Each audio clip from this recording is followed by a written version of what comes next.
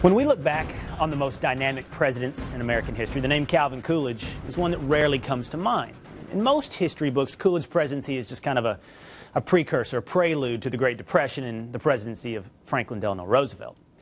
But do the history books do him justice? While President Coolidge's face may never be carved into Mount Rushmore, some argue his contributions are too many to be overlooked. We're going to take a look at the man whose demeanor earned him the nickname of Silent Cal on tonight's Real History.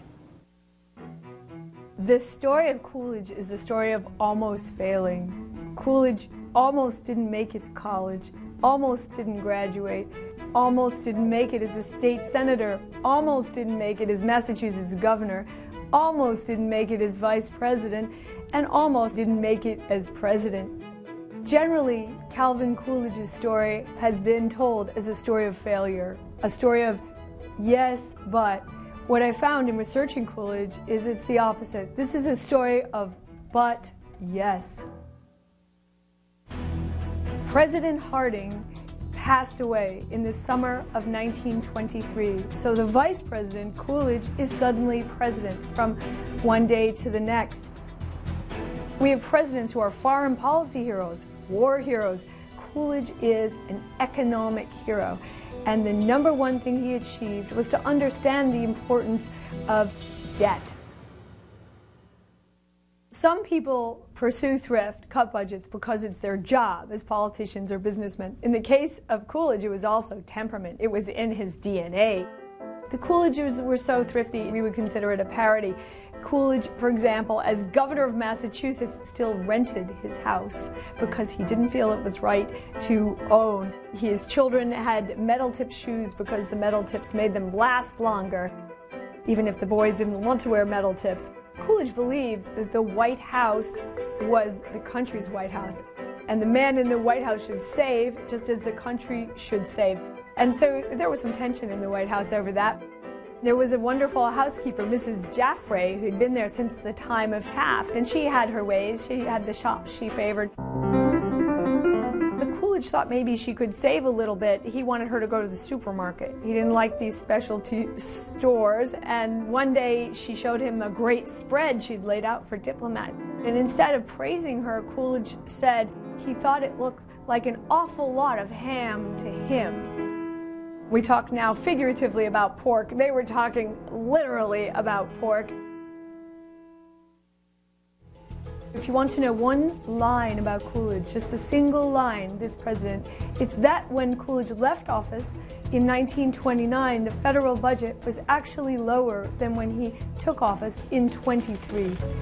When a president has to do something, you look at what tools he has. And the first tool that Coolidge had, that Harding had given him, was the Budget and Accounting Act of 1921. The new budget law allowed the executive to consider all departments' requests, all congressmen's requests, in a unified process so that one could gauge how much to give. Another thing I think that's important is his discipline. There was a wonderful relationship between Lord, General Herbert Mayhew Lord, and Coolidge. They were two flinty New Englanders. They lived up to the stereotype. They created little clubs for the budget departments of the government. So you want to imagine they had a 2% club. You got in that club if you saved 2%. Then people started to not be able to save 2% after a while. So they created a 1% club. And it all sounds kind of silly and childish to us. But the effect was they were able to cut the budget. A third factor you have to add is that the tax cuts brought in a lot of revenue because the country revived when Coolidge cut the taxes and Harding before him. Commerce did thrive, and that of course makes it easier to cut budget. Another great achievement that's been important to everyone since then was Coolidge cut the top marginal rate of the income tax to 25%. That number, 25, is sort of the gold standard of tax rates because even Ronald Reagan only cut the top marginal rate to 28%. In the case of Coolidge, he actually had to run for president in 1924, and he campaigned on who he was, which was a cutter rather than a spender. And what was so extraordinary is usually presidents, especially in a second term, get tired. You see that in Eisenhower, for example, of saving. Yet Coolidge intensifies his saving. There was strong pressure on the government to expand the budget. One was an equivalent of Social Security, the soldiers' bonus, and the soldiers' case was really compelling. They'd served in the war, they didn't have enough money, they were wounded, there was no penicillin, their wives didn't work. But Coolidge thought that once we started to create what we now call entitlements, we would never stop. He vetoed 50 bills. He vetoed farm subsidy, he vetoed fisheries, he vetoed things that he really would have liked to do. So you see a whole litany of things vetoed by him, often compelling bills, and he was kind of maestro of a specific kind of veto called the pocket veto. Basically, you take a bill Congress passed towards the end of session and you put it in your pocket as president and allow it to die during recess. One thing we can learn from Coolidge that's so contrary to a political wisdom today is that a budget cutter can be loved by voters.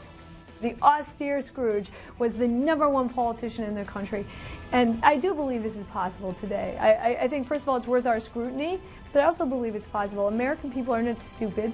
They know that the government has to cut. They know that the entitlements have to be restructured. They want their grandchildren to have a lighter burden. So what I like about Coolidge is he shows it's possible to cut and win.